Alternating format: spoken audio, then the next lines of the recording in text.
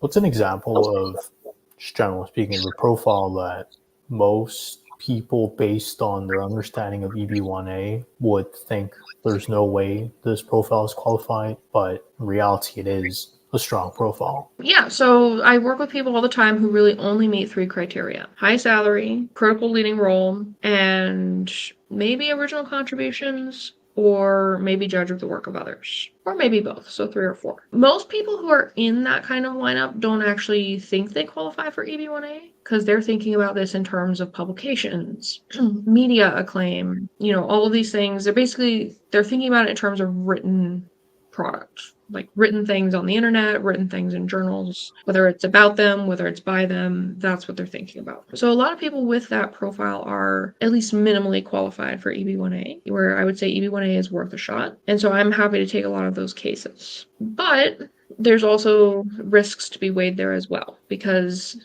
even though they have a good case, even some USCIS officers think that you need to have publications or some other written things about you or by you. And so these same kind of myths that other people hold, sometimes I feel like USCIS also holds those same myths, and we're all talking about different things. So people only meet 3 criteria, but have nothing else that makes them outstanding, or? Oh, no, I mean, like, leading critical role is generally the core criterion in that. Because if they're highly paid and meet that high salary standard, usually we can show that their leading or critical role is super important and high level, and it almost automatically makes them qualified. Not always, but in most of those cases, that is the core criterion.